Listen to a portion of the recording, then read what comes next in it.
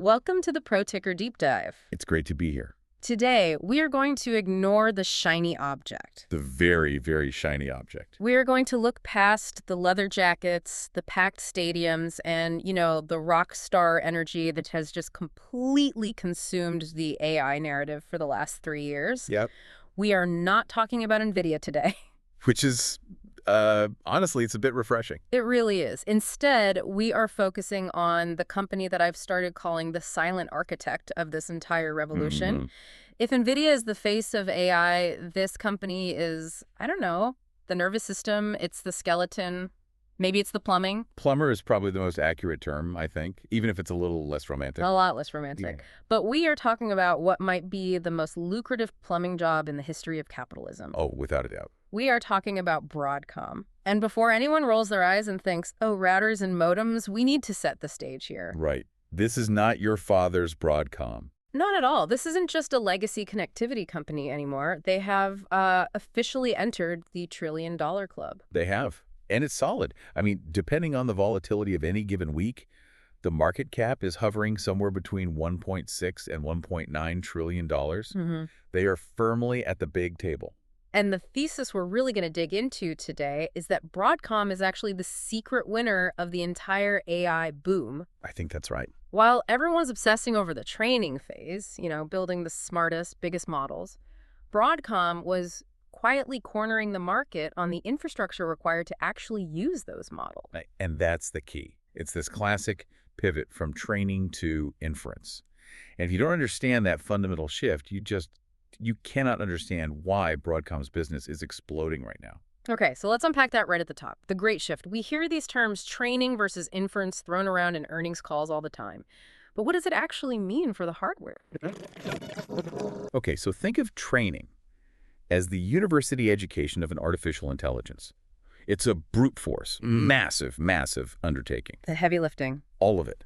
You're taking a model like a GPT-4 or a Gemini, and you're just feeding it the entire internet. You're forcing it to crunch petabytes upon petabytes of data, to learn patterns, to learn language, to learn logic. And that requires what? Basically a supercomputer. It requires a whole fleet of them. You need massive, raw, flexible compute power.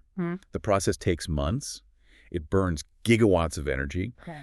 And because the work is so complex and varied, you need a chip that can handle basically anything you throw at it. Okay. And that, right there, is the general-purpose GPU. Right. That is NVIDIA's H100 or their new Blackwell chip. It's the Swiss Army knife of computing. It can do anything. Okay, so that's the education. The AI goes to college, gets its PhD. Exactly. Yeah. But eventually, the AI graduates. It has to enter the workforce. And that is inference. Right. Inference is when you, the user, actually use the model. When you type a question into ChatGPT and it spits out an answer, that's an inference query. When you ask an image generator to create a picture of an astronaut riding a horse, That's inference. Every single one of those interactions is an inference event. and the volume difference between training and inference must be just massive. It's astronomical. I mean, think about it. You might train a big model once, maybe update it twice a year, but you run inference on it billions, maybe trillions of times a day globally. Every single user, every single query. All day, every day. So why does that change the hardware requirement? Why can't we just keep using those super powerful NVIDIA chips for inference? You can, but it would be financial suicide at scale. Okay. Let me give you an analogy. If you are training a Formula One race car driver, you put them in a Ferrari. You need the highest performance, you need blistering speed, and you absolutely do not care about the gas mileage. That's training with a GPU. Right. Cost is no object. You just want the best. But inference, delivering these little bits of data to users, that's like delivering pizzas. Okay. I see where this is going. If you decide to run a pizza delivery business and you go out and buy a fleet of Ferraris to deliver pepperoni pizzas, You're going to go bankrupt very, very quickly. instantly. The Ferraris are too expensive to buy, they guzzle gas, the maintenance is a complete nightmare, and frankly, they are total overkill. You do not need 800 horsepower to carry a cardboard box with a pizza in it. You need a delivery van, a boring, reliable delivery van. You need a boring, reliable, purpose-built delivery van. You need something that gets great gas mileage, never breaks down, and is designed specifically to hold 20 pizza boxes and absolutely nothing else.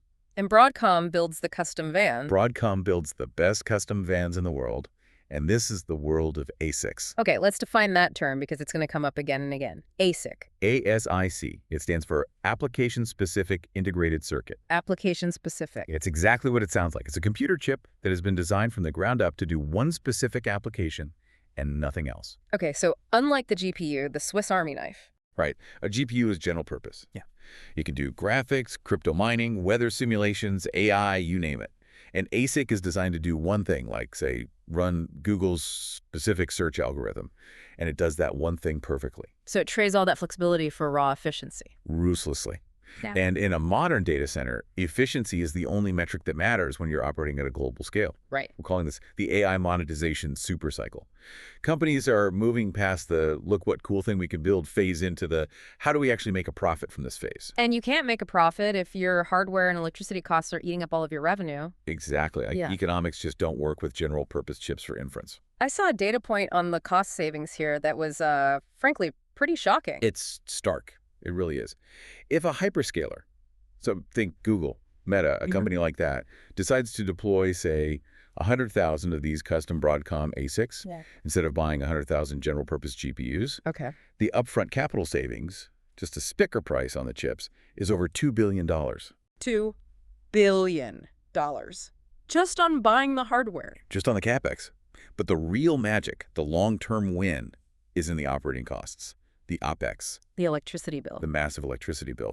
Because these ASICs don't have all the extra silicon junk on them that they don't need for their specific task, they run much, much cooler. They use way less power. How much less? You cut your electricity bill by roughly 50%, half.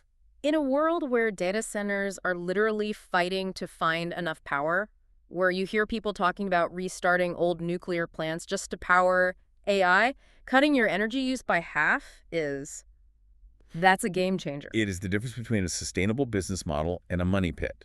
And this efficiency leads to something the engineers call deterministic performance. Deterministic performance, what's that? It's a fancy way of saying predictability. With a general-purpose chip, the speed of a query can sometimes vary depending on what else it's doing. With an ASIC, you know exactly how long a query will take, down to the microsecond every single time. It's reliable. Okay, so Broadcom has positioned itself to be the king of this custom silicon, this ASIC market. They are completely dominating it. The latest projections show them holding a 60% share of the custom AI chip market by 2027. 60%. In the tech world, 60% is. That's effectively a monopoly. It's a commanding lead, to put it mildly. And you have to remember, this isn't a static market. Shipments of these AI server compute ASICs are expected to triple by 2027. So the entire pie is tripling in size, and they already own more than half of it. Exactly. You can see why the stock has done what it's done. Now, there is a nuance to Broadcom's business model that I think we need to clarify for everyone, because when people hear chip company, they imagine these massive factories, people in bunny suits holding those big silicon wafers. But Broadcom doesn't actually build these things themselves, do they? No, they don't. They operate on what the industry calls the fab-lite model. Fab-lite. Fab is short for a fabrication plant, the factory. Broadcom is fab-lite. They focus almost entirely on the intellectual property, the IP. They're the architects. Perfectly put. They design the blueprints, the logic, the chip architecture, but they outsource the actual physical manufacturing to foundries, primarily TSMC in Taiwan. Which seems incredibly smart, especially when you look at the struggles some other companies like Intel have had with their own fabs. It is capital efficiency at its absolute finest. I mean, building a modern, cutting-edge chip factory costs something like $20 billion and takes 5 years. It is a massive, massive risk. And if you build the wrong factory or the market shifts under your feet, you're dead. You get a $20 billion paperweight. Broadcom avoids that entire headache. They let TSMC handle the incredibly complex physics of shrinking transistors. They just handle the logic design. And that lets them pour all their money back into R&D instead of concrete and steel. All of it. They just focus on designing better and better chips. And they're pouring that R&D money into what they are now calling XPUs. Right. XPU is sort of a catch-all marketing term for these custom accelerators. It's not a CPU, it's not a GPU, it's an XPU. It's whatever the customer needs it to be. And speaking of customers, let's talk about the whales. Because Broadcom isn't selling these chips to small businesses or startups. No, this is a very exclusive club. They are selling to the absolute giants of the earth. The hyperscalers. And the relationship they have with Google, with Alphabet, That's really the foundation of this entire strategy, isn't it? It is the prototype. It's the model for everything else. This partnership goes all the way back to 2016. That's ancient history in AI terms. It is. While the rest of the world was just waking up to the potential of AI, Google had the foresight to realize that if they wanted to scale things like voice search or Google Photos, Yeah. they just couldn't afford to do it on standard hardware. The economics wouldn't work. Not at their scale. So they partnered with Broadcom to co-design and build the TPU, the Tensor Processing Unit. The TPU, it's really the unsung hero of the entire Google ecosystem. It really is. I mean, when you use Google Maps to find a route, or use Google Translate, or you're interacting with the new Gemini model, all of that is running on a custom TPU in the background. And what's Broadcom's role there specifically? They help design the really difficult physical interface of that chip. The things like the SerDes, the memory controllers, the parts that get the data on and off the chip at lightning speed. And the scale of this partnership is just accelerating. I saw they just rolled out the 7th generation. The 7th gen TPU, nicknamed Ironwood.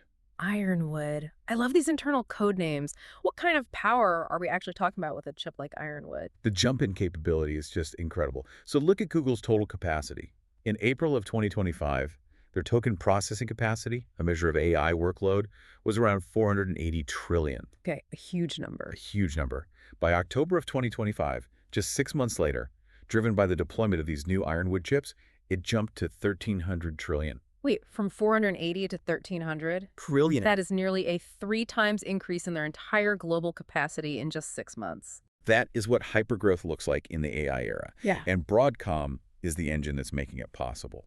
So Google is the steady foundational partner. Right. But the news that really shook the industry, the one that I think changed the entire narrative around Broadcom, was the OpenAI deal. The blockbuster. Absolutely. This one is so significant because OpenAI, Sam Altman's company, has been NVIDIA's biggest cheerleader from day one.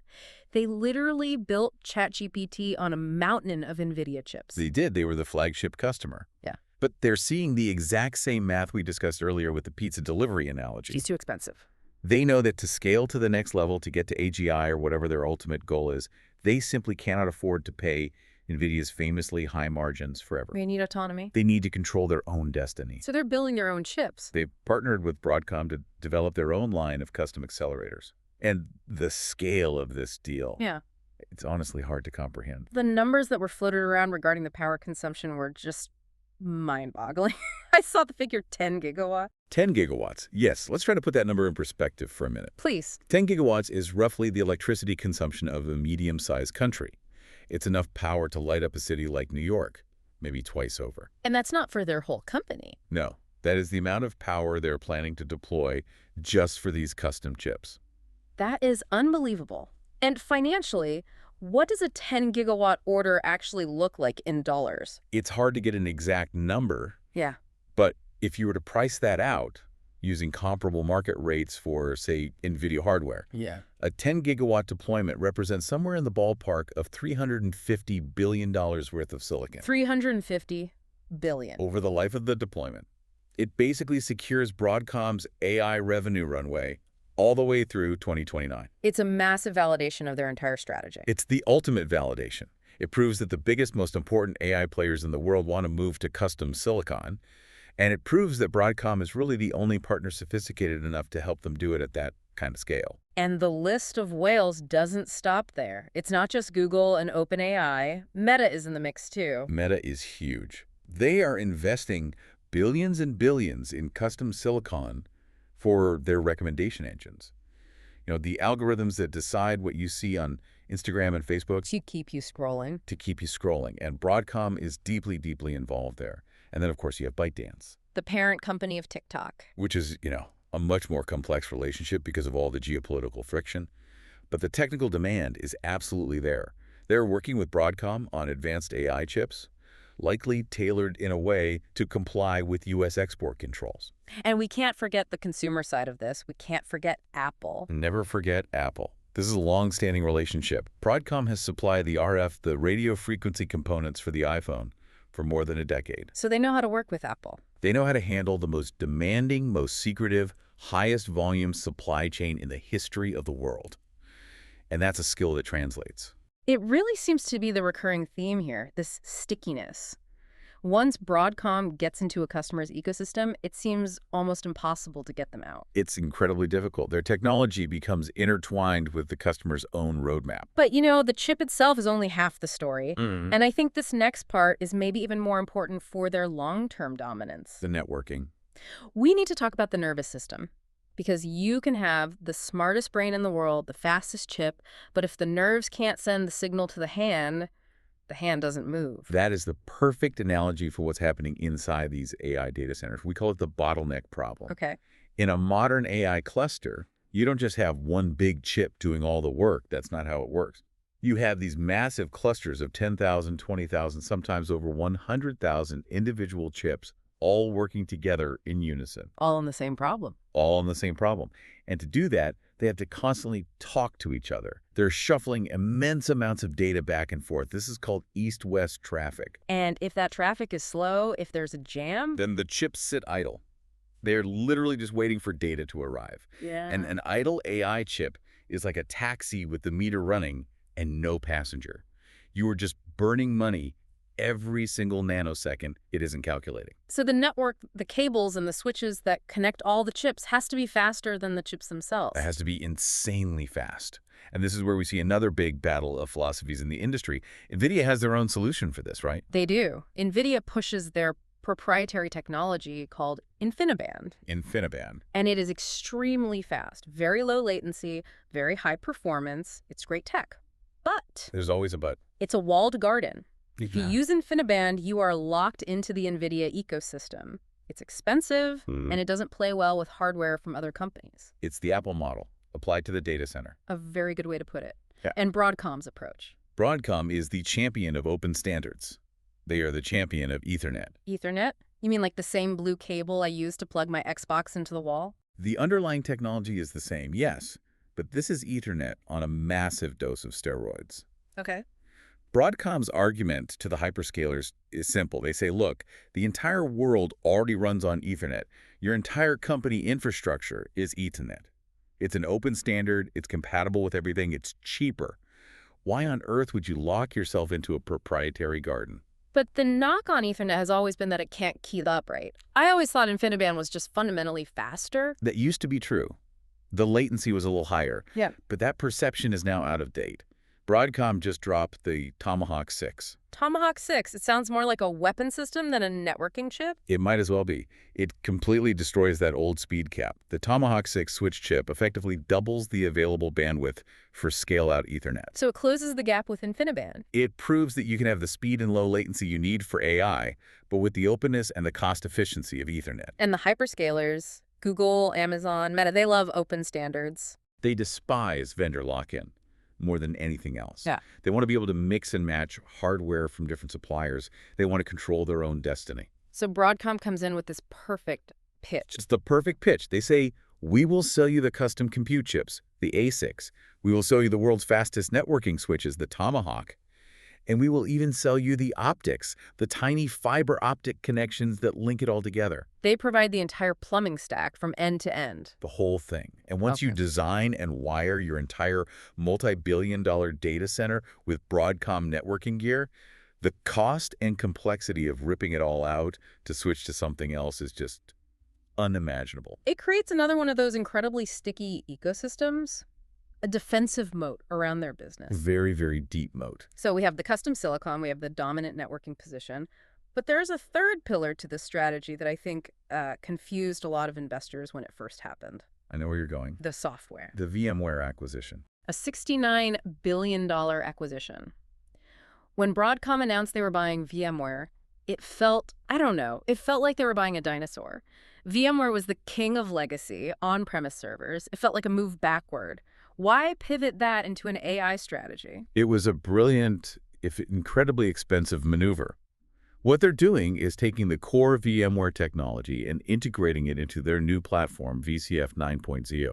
That's VMware Cloud Foundation. Okay. And they are rebranding and retooling that entire software stack as an AI-native platform. What does that actually mean for a potential customer? Let's say I'm a big bank. That is the exact target customer. If you are JP Morgan or you're a massive healthcare provider or you're the Department of Defense, you have a huge problem right now. Which is? You want to use AI. You desperately need the efficiency and the capabilities. Right.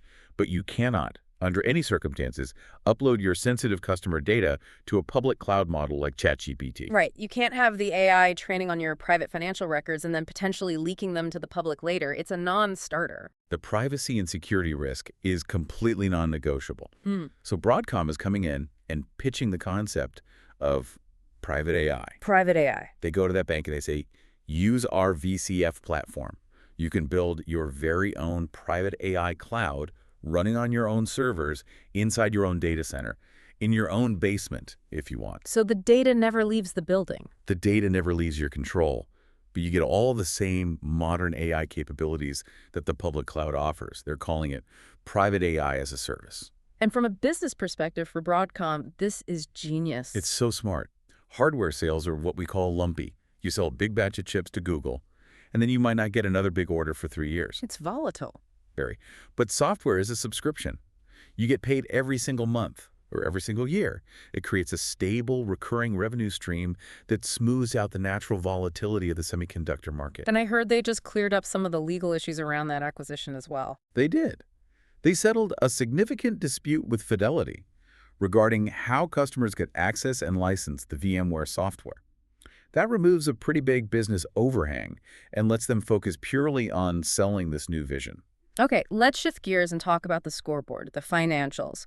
We've talked about the technology, the strategy, but what does the bank account actually look like? It looks very, very healthy. We already mentioned they've joined the $1 trillion club. But look at the growth rates. AI-related revenue shot up 65% year over year to roughly $20 billion in 2025. That is just explosive growth for a company of that enormous size. It's unheard of. But the number that I keep coming back to, the one that really signals safety and stability to me, is the backlog. I saw that number, $73 billion. $73 billion with a B.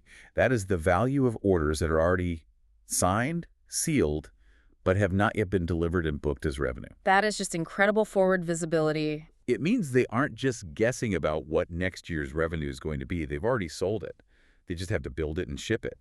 It provides a level of certainty that is just so rare in the notoriously volatile tech sector. And what's interesting is that despite this incredible growth, the stock isn't priced like some kind of out-of-control meme stock. No, it's not. It's trading at roughly 32 times forward earnings. Now, for a traditional slow-growth hardware company, that might sound a little high. Sure. But when you compare it to its AI peers, I mean, some of these other companies are trading at 60, 70, even 80 times forward earnings. In that context, Broadcom actually looks reasonably priced. And they pay a dividend. That's the part that always gets me. They do. And they've increased that dividend for 15 consecutive years. It's this incredibly rare hybrid. A growth and income stock. Right. Usually you have to choose. Do you want a rocket ship stock with no safety net, or do you want a boring old utility company with a dividend? And Broadcom is somehow a rocket ship that also pays you rent while you ride it. And the recent stock split helped with accessibility for smaller investors, too. Yeah, the 10-for-1 split. It doesn't change the fundamental value of the company, of course, but it makes the share price more manageable and can improve liquidity, which is always a good thing. Okay, we have been very complimentary so far, but this is a deep dive, and we need to look at the other side. We have to look at the bear case. Absolutely. What keeps Broadcom executives awake at night? Who is coming for their lunch? The primary antagonist in this custom silicon story is a company called Marvell Technology, ticker MASHRVL. Marvell. Okay, how do they stack up against a giant like Broadcom? Well, they're a serious player. Let's be clear. Broadcom is the 800-pound gorilla. It's about 20 times the valuation of Marvell. But Marvell is very scrappy, and they have successfully carved out a very strong niche for themselves. Where's that niche? While Broadcom was locking down these massive deals with Google and OpenAI, Marvell quietly became the go-to custom silicon partner for the other two giants, Amazon with AWS and Microsoft with Azure. So the cloud wars are being fought by these chip proxies. Google and OpenAI use Broadcom, while Amazon and Microsoft use Marvell. Roughly speaking, yes. And Marvell is very aggressive. They provide a crucial alternative. If Broadcom gets too arrogant on their pricing, or if they try to squeeze their customers too hard on terms, which frankly they have a reputation for doing, Right. those customers have another option. They can pick up the phone and call Marvell. It keeps Broadcom honest. And that leads directly to what might be the biggest structural risk for the company, customer concentration. It's huge. It's the frenemy dynamic. We have to remember who Broadcom's customers actually are.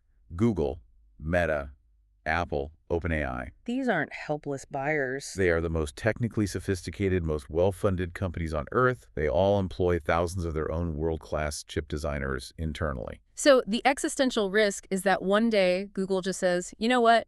Thanks for all the help, Broadcom, but we've learned enough. We can take it from here. That is the risk. Exactly. Broadcom has to constantly run faster than its own customers. They have to prove every single year that their IP is so advanced and their execution is so flawless that it is still cheaper and better to partner with them than it is for Google to just do it all in-house. It is a treadmill that never, ever stops. And we also can't just ignore the debt on the balance sheet. No, you can't. That massive VMware acquisition added a lot of debt. Now, they have incredibly strong cash flow to service that debt and pay it down, but in a high interest rate environment, that cost of capital is real. It is a vulnerability they have to manage carefully. And finally, what about the elephant in the room? NVIDIA. They aren't just going to sit back and let Broadcom run away with the entire custom market, are they? Definitely not. Yeah. Jensen Huang doesn't sit still for anything. NVIDIA sees this shift to inference and custom silicon too. They are starting to offer their own custom design services. And they're pushing incredibly hard into networking to compete with Tomahawk. It's a collision course. NVIDIA wants to own the entire data center stack, from the chip to the software to the cable. Broadcom wants to own all the underlying infrastructure. A major collision is inevitable. But looking at the immediate roadmap, for 2026 and beyond, the outlook for Broadcom seems incredibly strong. The consensus among analysts is that we're in a decade-long boom for AI infrastructure spending. It's not a 1 or 2 year cycle. This is structural. And Broadcom is expanding its customer base. Yes. The plan is to expand from those 3 major clients they have now to 5 or more in the very near future. They're diversifying that concentration risk we just talked about. And the revenue projections for the coming year. The expectation is that their AI hardware revenue will basically double again to over $8.2 billion in just the first quarter of 2026. Doubling again. That pace of acceleration is just staggering. It really is. It seems like the narrative we started with, the silent winner, is finally starting to take hold in the market. I think it is. If the first phase of this AI revolution was the gold rush, where NVIDIA was selling all the picks and shovels, this second phase is about building the civilization. Right. It's about the permanent infrastructure. It's about the logistics, the roads, the plumbing that makes the whole mine operate efficiently and profitably for decades to come. Broadcom sells that infrastructure. So to synthesize everything we've discussed here, Broadcom has pulled off this incredible pivot. They went from being a solid but kind of boring legacy communications company to an absolutely essential AI-first infrastructure giant. They did it without abandoning their roots. They took what they were always best at: high speed, connectivity, custom design, brutal efficiency, and they just applied it to the single biggest technological opportunity in history. And it offers a different way to invest in this trend. A safer way, you could argue. Yeah. You get the explosive AI growth, but it's coupled with the stability of long-term contracts, a defensive moat, and that growing dividend. I want to leave our listener with a final thought to chew on as we wrap up. We spend so much of our time and energy analyzing the AI models themselves. Will Gemini beat GPT-5? Will Llama 3 from Meta take over? We treat them like they're sports teams we're rooting for. But eventually, over time, the models themselves start to become commodities. Exactly my point. Electricity was once a magic trick performed on a stage. Now it's just a utility. It's electricity. As AI becomes a utility that everyone in every business uses, does the value shift? The value almost always shifts from the magic trick itself to the delivery mechanism for that magic. So is it possible that in 5 years, Broadcom's boring custom chips and networking gear, the plumbing will actually be more critical, more valuable to the global economy than the flashy, famous GPUs that started this whole revolution? If you look at the history of technology and gold rushes, the people who owned the railroads often ended up a lot richer and with a lot less risk than the people who are actually digging for the gold. So in a gold rush, would you rather be the one selling the pan or the one who owns the only road leading to the mine? I think Broadcom has made their choice. I think they have. Thanks for joining us on the Pro Ticker Deep Dive. My pleasure. Thanks for having me.